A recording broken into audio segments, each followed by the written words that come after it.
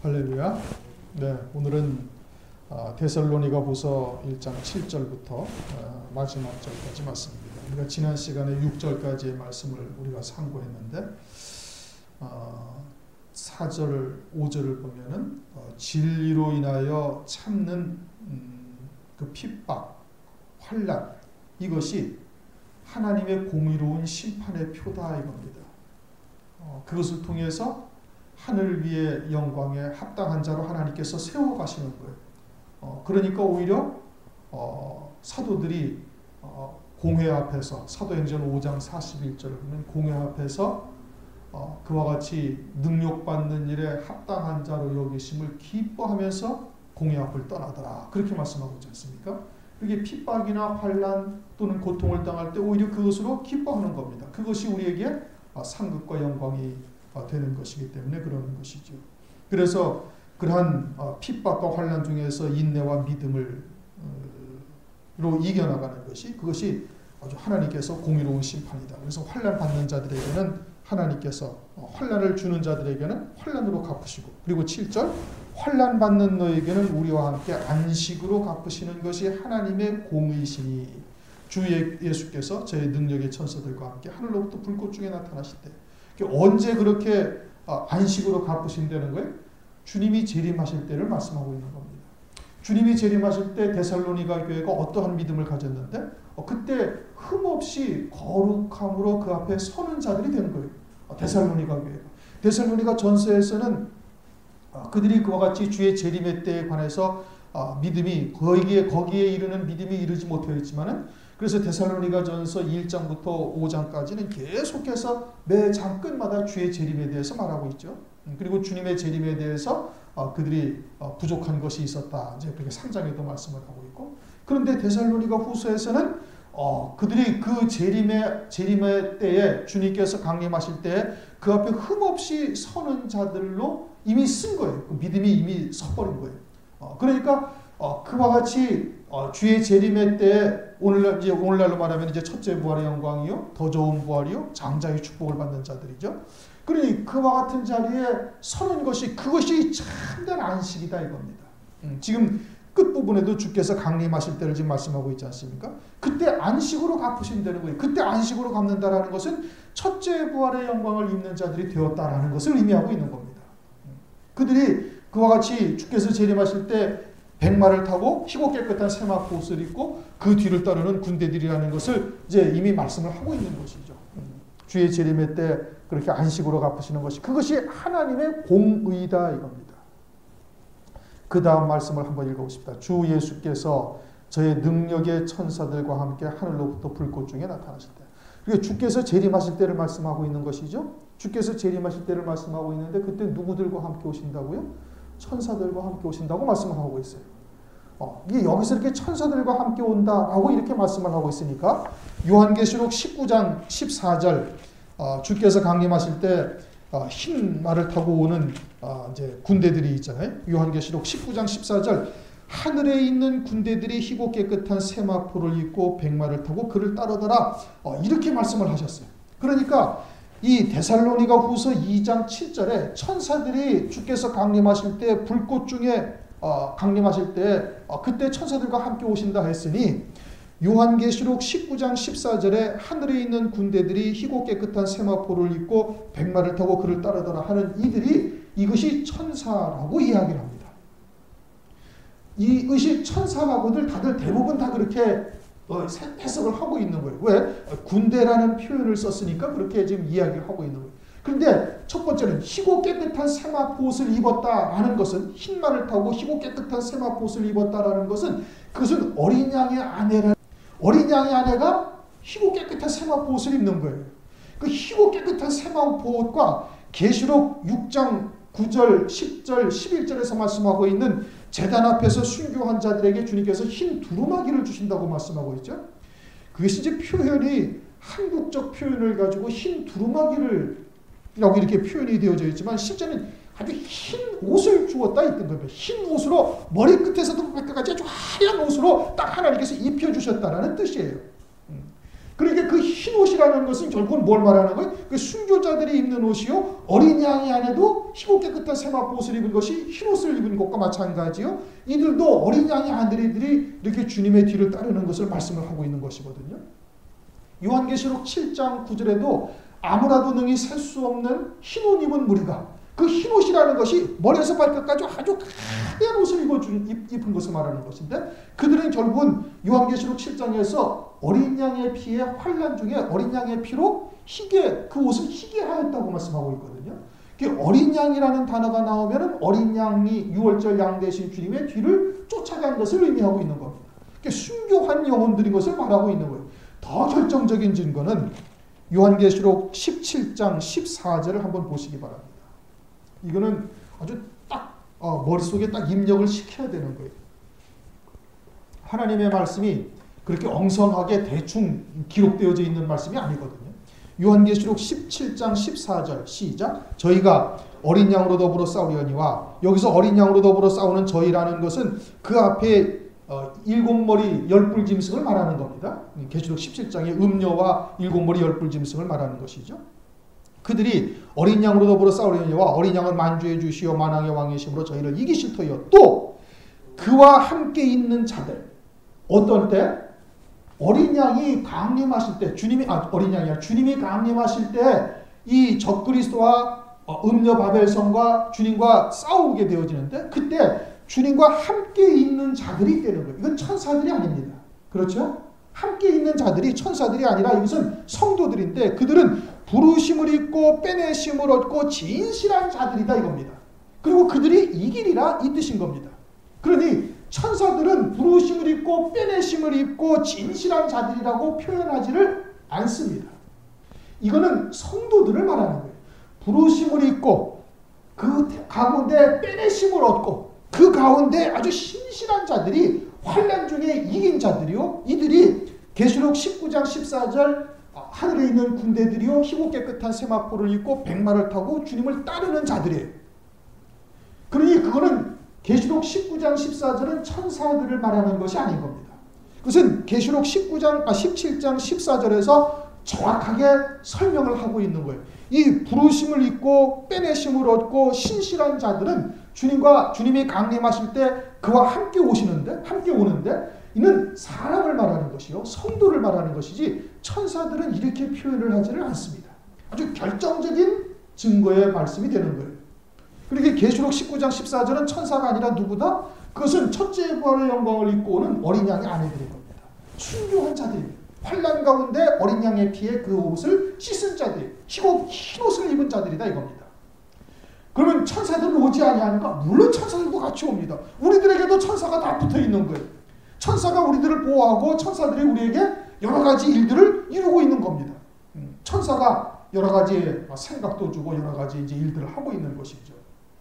천사도 물론 주님과 함께 오는 겁니다. 그리고 첫째 부활한 성도들도 함께 오는 거예요. 그러니 데살로니가전서 2장 7절에 주 예수께서 저의 능력의 천사들과 함께 하늘로부터 불꽃 중에 나타나실 때 천사들도 물론 함께 오는 겁니다.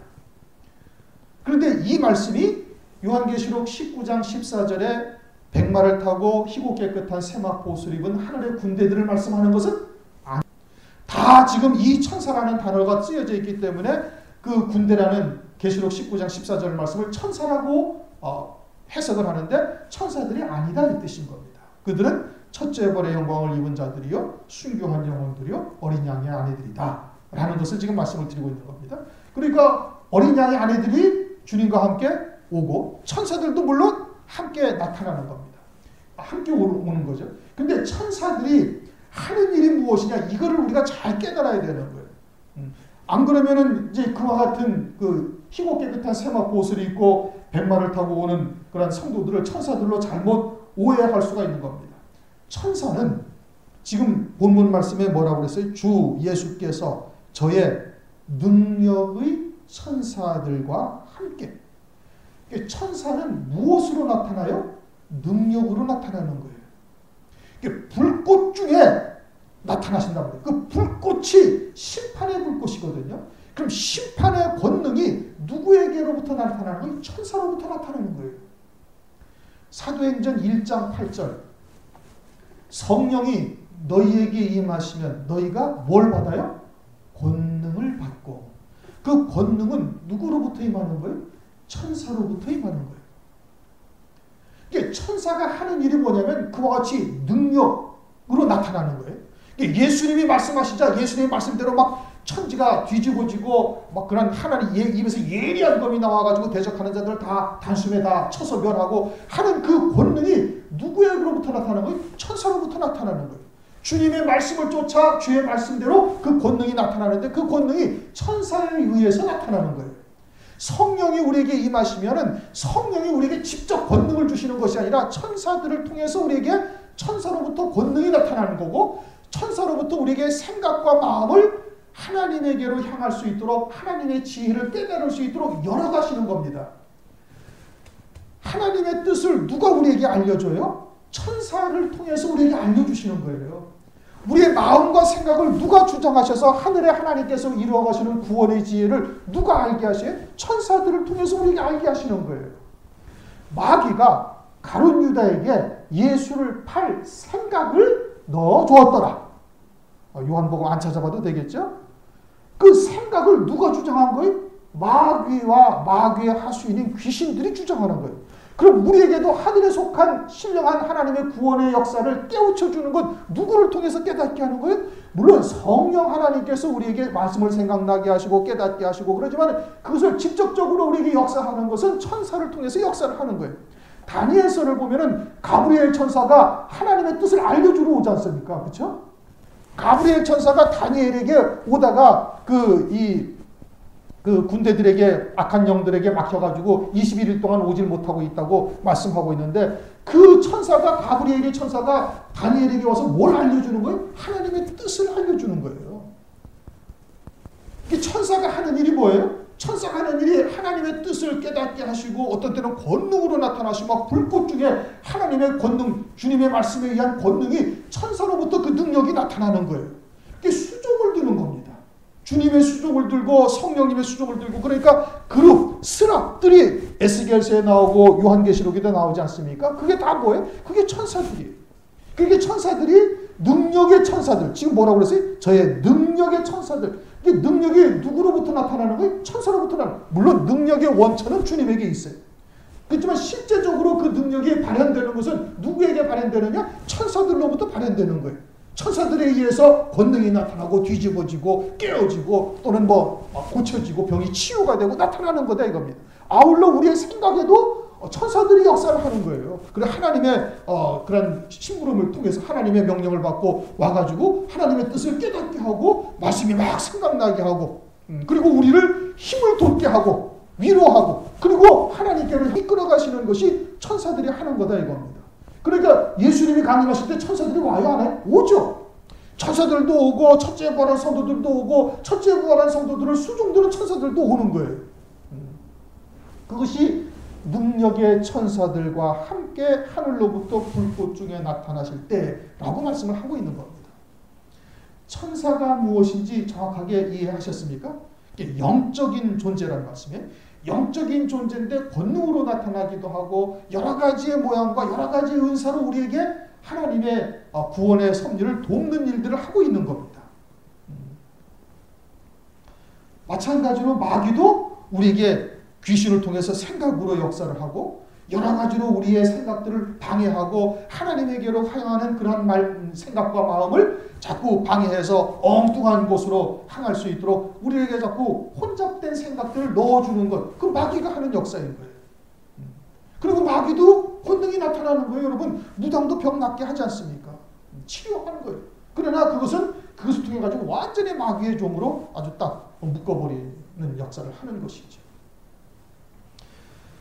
그러니 주 예수께서 저의 능력의 천사들과 함께 하늘로부터 불꽃 중에 나타나신 이 불꽃이라는 것은 이제 그 뒤에 나타나는 심판의 불을 말하는 겁니다. 이제 불순종하는 자들 이들에 대한 이제 심판의 불로 나타나는 것을 말하는 것이죠. 8절 하나님을 모르는 자들과 주 예수의 복을 복종치 않는 자들에게 형벌을 주시리니 이런 자들이 주의 얼굴과 그의 힘의 영광을 떠나 영원한 멸망의 형벌을 받으리로다. 그 영원한 멸망의 형벌을 받는 자들이 두 종류가 있어요. 하나님을 모르는 자. 그 다음에는 예수의 복음을 복종치 않는 자들. 하나님을 모르는 자들은 아직 구원의 복음을 듣지 못한 자들을 말하는 거예요. 그런데 그들에게도 하나님이 심판이 임한다 이겁니다. 하나님의 자녀들임에도 불구하고 하나님의 복음을 받지 못해서, 구원의 복음을 받지 못해서 하나님을 모르는 자들이, 지금도 남미에 가면은 아마존 유역의 오지에서 한 번도 세상을 알지 못하는, 접해보지 못한 원주민들이 있다고 그러지 않습니까? 있는 거예요. 그런 사람들이. 동남아에도 뭐 그런 토속 원주민들이 세상으로 나온 게 불과 뭐 1, 20년 전에도 나오는 그런 역사가 있듯이 지금도 그렇게 숨어서 자기들끼리만 살고 있는, 그건 하나님의 자녀일 수도 있는 것입니다. 그런 자들이 있다. 그런 자들에게도 하나님께서 심판하신다는 거예요. 그럼 어떻게 심판하세요? 복음도 듣지 못한 그들에게 하나님께서 어떻게 심판하세요? 로마서 1장 19절.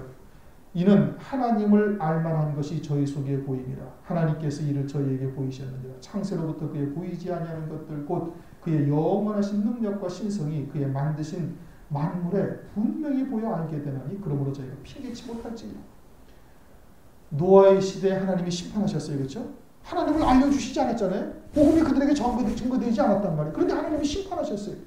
하나님의 심판이 불인가요? 아니다. 하나님이 공의의 심판을 하신 거예요. 왜? 그들에게 이미 만물을 통해서 하나님을 알만한 것들을 다 보여주신 거예요. 그러니까 노아가 완전한 자, 의로운 자, 에녹은 하나님과 동행할 수도 있었던 것이거든요. 어떻게 그렇게 동행할 수 있었어요? 하나님을 알만한 것이 그들에게 다 이미 보여졌기 때문에. 그러니까 복음이 증거되지 아니한 것도 하나님이 공의의 심판을 하실 수가 있습니다. 그 다음 예수의 복음을 복종치 않는 자들. 예수의 복음을 복종치 않는 자들은 예수를 믿고 있는 거예요. 예수님을 믿고는 있지만 예수님의 복음에 복종치 아니하고 다른 예수, 다른 복음, 다른 영에 속한 자들이다 이겁니다. 성경도 알고 하나님도 알고 다 알아요. 하나님의 이름을 부르짖어 기도도 하고 하나님의 이름으로 예배도 드리고 다 하는 거예요. 그런데 하나님, 예수님의 복음에 복종치 않는다. 복종치 않는 자들. 구약에도 하나님의 말씀을 유대인들에게 주셨습니다. 하나님을 알만한 하나님의 말씀을 그들에게 주신 거예요. 그리고 하나님이 오셨어요. 그런데 하나님 몰라요? 모르지요. 오히려 십자가에 못 박아 죽여버리는 거예요. 왜? 그들은 다른 하나님을 섬기고 있었는 거예요. 물론 똑같은 구약의 율법을 하나님께서 주셔가지고 그 말씀을 가지고 자기들 나름대로 하나님을 쫓았지만 자기들이 원하는 하나님을 섬기고 있었던 거예요. 주의 재림의 때도 어떻게 돼요? 똑같다 이겁니다. 자기들이 원하는 하나님과 성경에서 말씀하시는 예수의 복음과 다른 복음이에요. 그래가지고 성경에서 말씀하시는 재림하실 주님을 소망하지 아니하는 거예요. 그리고는 그저 복 주시는 하나님, 잘되게 하시는 하나님, 들어가도 복을 받고 나가도 복을 받고 문지방도 복을 받고 떡반죽 그릇도 복을 받고, 그저 주님은 그러한 주님으로만 알고 있는 거예요. 그리고 다른 말씀을 보면은 안 들어오는 겁니다.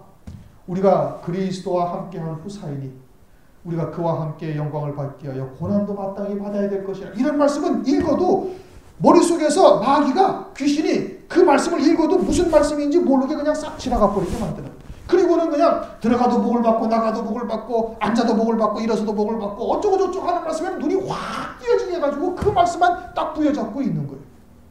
그러니 그렇게 성경을 깨닫고 있고 그러한 하나님을 알고 있고 그러한 예수님을 알고 있다면 그것은 여기 말씀하시는 주 예수의 복음에 복종치 않는 자들이 되는 겁니다.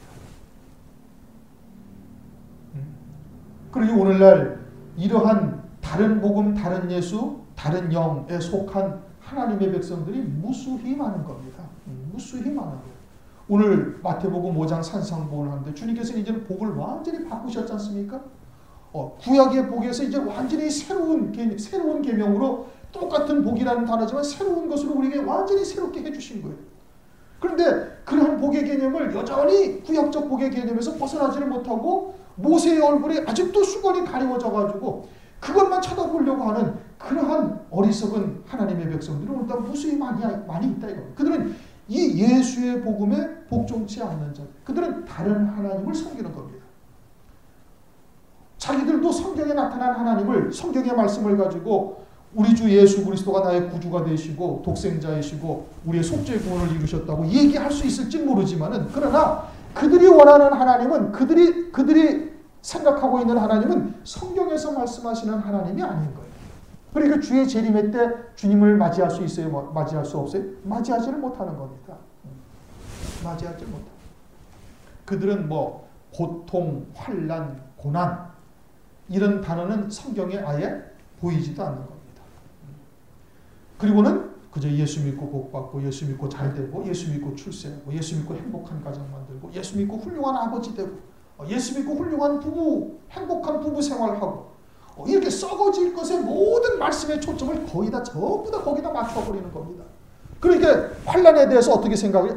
환난은 교회와 상관이 없다로 결론이 딱 나는 거예요. 왜요? 말씀을 이제까지 그렇게만 알고 있으니까 그러한 하나님으로 알고 있으니까 환난을 주시는 하나님이 아니다. 환난이 우리에게 복인데 그것을 통해서 순교하게 하시고 그것을 통해서 그리스도와 같은 믿음의 자리까지 우리를 이끌어 가시는 겁니다. 그래서 그리스도의 신부가 되는 거죠. 그냥 어린 양의 아내가 되는 것이죠. 근데 그런 환난이나 이런 것을 전혀 그냥 생각지 않고 고난 없는 축복만 주시는 하나님을 알고 있으니까 환난을 주시는 하나님이 아니시다. 그래가지고 환난적 휴거가 이제 나오게 된 것이고 무천년주의처럼 환난은 이미 다 그거는 상징적인 의미고 그래서 주께서 그냥 재림하시면 다 끝난다. 이렇게 성경을 해석해버리는 어리석음에 빠지게 되어지는 겁니다.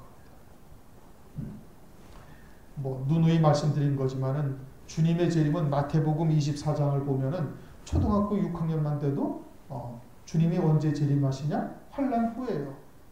금방 답이 나올 수 있는 아주 간단 명료하게 주님께서 우리에게 설명을 해주시는 거예요. 근데 그것을 억지로 여기저기 꿰어 맞춰가지고 그것도 맞지도 않는 말씀을 억지로 해석을 해가지고 교회가 다 휴거된다.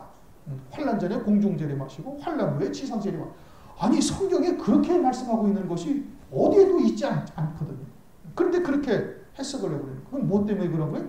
다른 하나님, 다른 복음을 섬기고 있기 때문에 그렇게 결론을 갖다가 자기들이 육에 속한 신앙에서 그렇게 결론을 낼 수밖에 없는 것이죠. 그들에게 어떻게 된다? 형벌을 주신다 이거예요.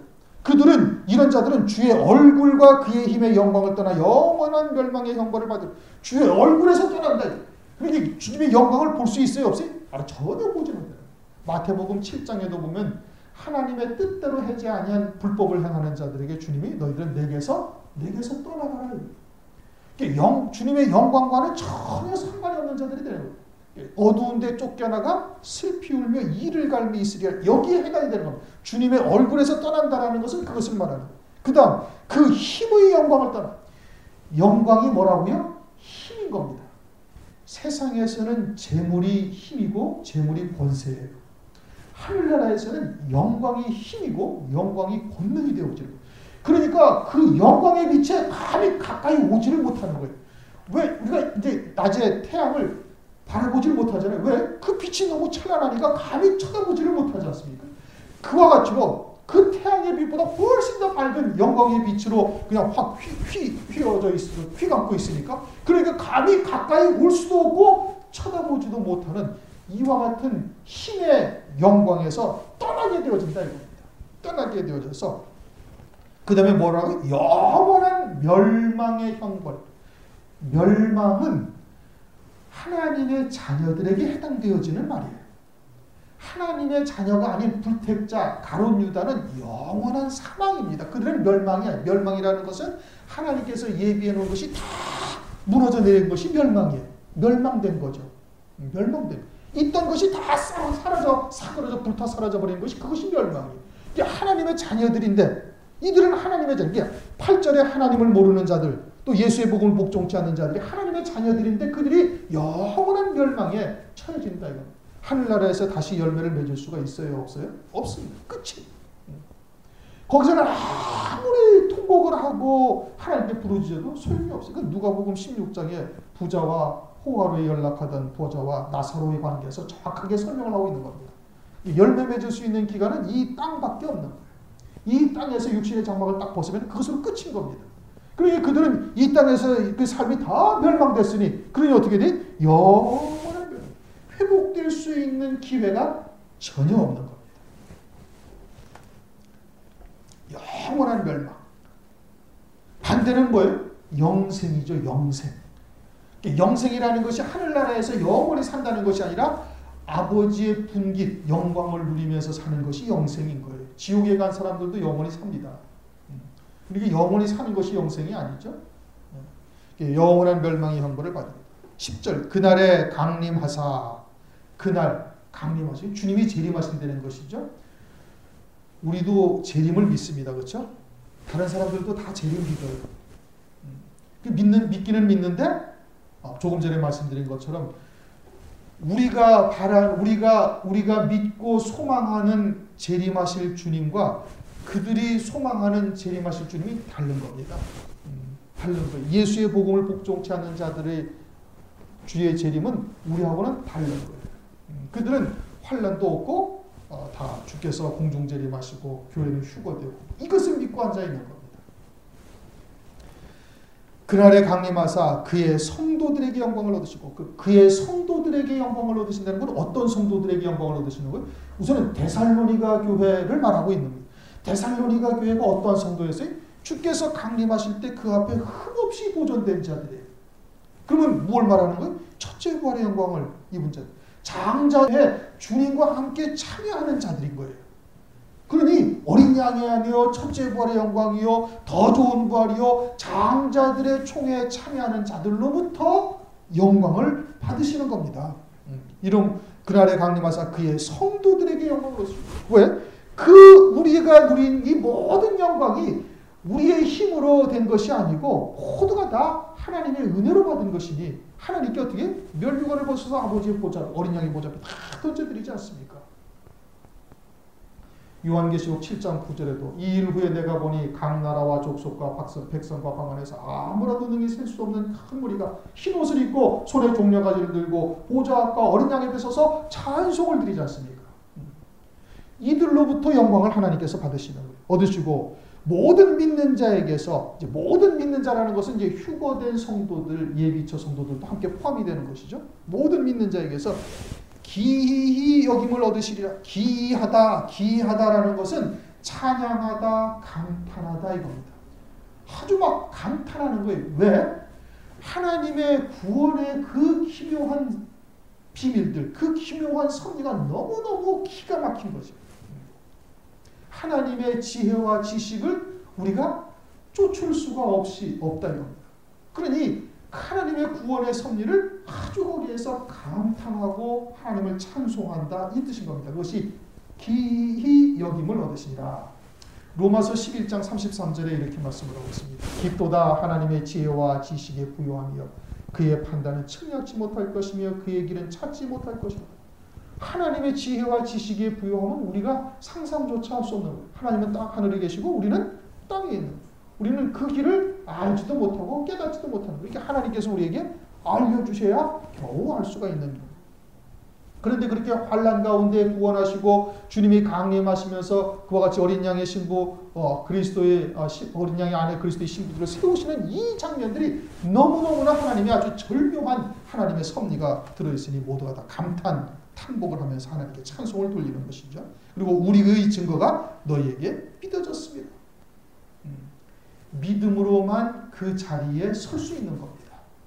데살로니가 교회가 믿었으니 이제는 그와 같은 자리에 확실히 다 설 수가 있는 것이고 우리 역시도 믿음으로 말미암아 구원을 얻는 것이. 그러니 믿기 위해서는 그러한 하나님의 은혜의 말씀이 깨달아져야 돼요. 들려져야 되고 깨달아져야 되고 그렇게 성령으로 우리에게 믿게 하실 때 우리가 거기에 그냥 하나가 되는 것뿐이에요. 그럴 때 하나님께서 그 말씀대로 이루신다 이겁니다. 우리의 증거가 너희에게 믿어졌습니다. 이러므로 우리도 항상 너희를 위하여 기도하면 이제 사도 바울이 기도하고 있는 겁니다. 우리는 어떻게 기도해야 되는가? 바울처럼 기도해야 되는 거예요. 우리 하나님이 너희를 그의 부르심에 합당한 자로 여기시고 데살로니가 교회가 하나님의 부르심에 합당한 자로 하나님께서 여기시기를 바란다 이겁니다. 그것을 위해서 기도한다는 거예요. 하나님이 우리를 위해서 어떻게 부르셨어요? 첫째 부활의 영광, 장자들의 총회, 어린 양의 안에 새 예루살렘 성을 위해서 우리를 예비해 놓으시고 우리를 거기에 부르신 거예요. 그리고는 거기에 합당한 자로 여기심 받기를 사도 바울이 기도하고 있는 겁니다. 그러면 그러한 새 예루살렘 성 첫째 부활의 영광에 합당한 자가 되기 위해서는 먼저 그 은혜를 받아야 되는 것이고, 말씀을 통해서 깨달아야 되는 것이고, 믿음으로 하나가 되어져야 되는 것이고, 거기에 온전한 그 말씀이 나의 모든 것이 되기까지의 연단의 과정이 또 있어야 되는 겁니다. 말씀을 들었다고 아멘, 그렇다고 할렐루야 한다고 그것이 금방 우리에게 열매가 되어지고 그 믿음에 딱 설 수 있는 것이 아니지 않습니까? 그러니까 그 과정이 많은 시간이 걸릴 수도 있고 많은 연단의 과정을 통해서 그 믿음의 자리에 온전히 세워지기를 바라고 있다. 그것을 위해서 기도한다 이겁니다. 주의 종도 그것을 위해서 기도하는 겁니다. 우리에게 주신 하나님의 말씀이 여러분들에게도 온전히 이루어져서 저나 여러분이 그 자리에 다 하나님께서 합당한 자로 딱 여기심 받기를 위해서 기도하는 거예요. 여러분들도 그렇게 기도하셔야 되고 여러분들의 이웃인 성도들을 위해서도 반드시 그렇게 기도하셔야 되는 겁니다. 합당한 자로 여기시고 모든 선을 기뻐한다. 모든 선이라는 것은 하나님의 기쁘신 뜻이 모든 선이에요. 그것을 성도로서 우리로서 그것을 다 온전히 기뻐하라 이겁니다. 그렇게 되기를 사도 바울이 기도하고 있는 거예요.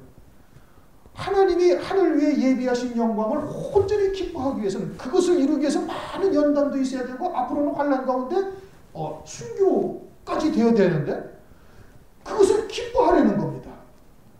그렇기 위해서는 어떻게 돼? 온전히 하늘에 속한 자로 딱 되어져야 그것을 기뻐할 수가 있는 거예요. 세상에 속한 자 육의 사건자로서는 이것을 절대 기뻐할 수가 없어요. 왜? 육신의 생각은 하나님의 법에 굴복할 수도 없고 쫓을 수도 없는 겁니다. 육신의 소욕은 성령을 늘 거스리고 대적하는 거예요. 그러니 완전히 하늘에 속한 자가 되어져야 그 모든 선을 기뻐할 수 있는 겁니다. 그렇게 하기를 사도 바울이 기도하고 있는 거예요. 그 다음 믿음의 역사를 능력으로 이루게 하시고 우리는 그저 믿을 뿐이에요. 그 믿으면 그 말씀이 우리에게 생명이 되어지고 우리를 말씀이 주장하는 삶이 되어져서 하나님의 권능으로 이제 천사가 능력으로 그 말씀을 이루어 가시는 겁니다. 그렇게 되어서 온전히 그것이 우리의 것이 되도록 하신다 이겁니다. 그렇게 되기를 하나님께 구하고 있는 거예요. 먹을 것, 입을 것, 마실 것 구하지 않습니다. 부부지간에 행복한 삶을 살 것을 구하고 있지 않습니다. 자식들이 잘 되고 세상에서 잘 돼서 그저 33평 아파트에서 월세 살다가 33평 아파트를 사고 거기서 조금 더 나가가지고 45평 아파트를 사게 되고 이런 것을 위해서 기도하는 것이 아닌 거예요. 성경은 그런 것을 구하라고 말씀하고 있지 않습니다. 이렇게 구하라는 거예요. 그렇게 되어지면 12절 우리 하나님과 주 예수 그리스도의 은혜대로 하나님의 은혜가 뭐예요? 창세전부터 그 모든 신령한 복을 하늘에 예비해 놓으시고 그것을 우리 것이 되도록 그리스도 안에서 구속하시고 그리스도 안에서 길러가셔서 아들이 되게 하시는 겁니다. 그것이 하나님의 은혜가 우리에게 온전히 그대로 다 이어져서 우리 주 예수 그리스도의 이름이 너희 가운데 영광을 얻으시고 왜? 그것이 전부 하나님의 은혜로 우리가 구원받으시니 하나님의 영광을 돌릴 수밖에 없죠. 24장로가 금면류관을 벗어서 어린 양의 보좌 앞에 다 던지듯이 그렇게 할 수밖에 없는 거예요. 그렇게 하고 그리고선 너희도 우리도 그 안에서 누구 안에서? 그리스도 안에서 영광을 얻게 하려 함이라. 그렇게 되기를 사도 바울이 구한다는 겁니다. 오늘날 우리가 이렇게 구해야 되는 것이죠. 오늘날 우리의 기도가 이러한 기도가 되어야 되는 겁니다. 그것이 참된 그리스도의 기도요. 그것이 온전한 주님의 제자들 된 자로서의 합당한 기도인 겁니다. 골로새서 3장 3절 4절에 보면은 이는 너희가 죽었고 너희 생명이 그리스도와 함께 하나님 안에 감추었습니다. 우리의 생명이신 그리스도께서 나타나실 때 그때 너희도 그와 함께 영광 중에 나타나리라. 우리의 생명이 지금 하나님 안에 감추어져 있어요. 눈에 보이지 않습니다. 영안이 열린 사람은 보이죠. 어떻게 봐요? 그가 어떠한 말씀으로 살고 있는가? 어떠한 말씀이 그의 생명이 되어져 있는가? 그가 어떠한 말씀에 그가 결박되어져서 그 말씀을 믿는 믿음으로 부단히 애통해하면서 쫓아 달려가고 있는가? 그 말씀이 그의 생명이요 그의 나타날 영광이 되어지는데 그 말씀이 어디에 감춰져 있어요? 지금 하나님 안에 다 감추어져 있는 거예요. 그런데 그리스도께서 나타나실 때가 되어지면 그 말씀, 그 영광이 나타나게 되어진다 이겁니다. 그것은 누구를 말하는 거예요? 어린 양의 안에 그리스도의 신부 될 자들을 말합니다. 그래서 그리스도가 강림하실 때 그 영광 중에 그 영광이 다 나타나게 되어질 것을 그때 주님도 우리를 통해서 영광을 얻으시고 우리 안에서 영광을 받는 자가 되어진다. 이것을 지금 말씀을 하고 있는 겁니다. 사도 바울의 기도가 무엇인지를 우리가 잘 다시 한번 음미하고 또 음미해야 되는 거예요. 우리도 이렇게 기도해야 될 것이고 이것을 위해서 부단하게 하나님 앞에 부르짖어 기도 간구해야 되는 겁니다. 하나님이 우리를 부르신 그 은혜의 부르심에 우리가 합당한 자로 여기심을 받기를 위해서 기도해야 되는 거예요. 그 뜻을 알고 있으니 그 부족한 것을 말씀으로 우리가 드러나고 또 말씀을 통해서 책망받고 말씀을 통해서 권면을 받고 또 성령의 위로로 힘을 얻고 그렇게 해서 거기에 합당한 자로 되기까지는 많은 시간이 걸리는 겁니다. 금방 되는 것이 아니죠. 그러나 하나님께서 우리에게 말씀을 주셨으니 어때요? 반드시 이루실 겁니다. 왜? 그 말씀은 율법의 1.1획도 땅에 떨어지지 않냐고 반드시 이루실 것이니 그 원대로 역사하시는 자의 뜻을 따라 우리가 예정을 입었으니 반드시 하나님께서 이루실 것은 확고한 겁니다. 그러니 그 하나님의 뜻에 우리가 온전히 기뻐해야 되는 거예요. 모든 선을 기뻐하고 그리고 믿음으로 그 말씀과 하나가 되어졌을 때 하나님의 능력이 우리에게 나타나서 아버지의 뜻대로 그렇게 이루시는 역사가 임하게 되어질 겁니다.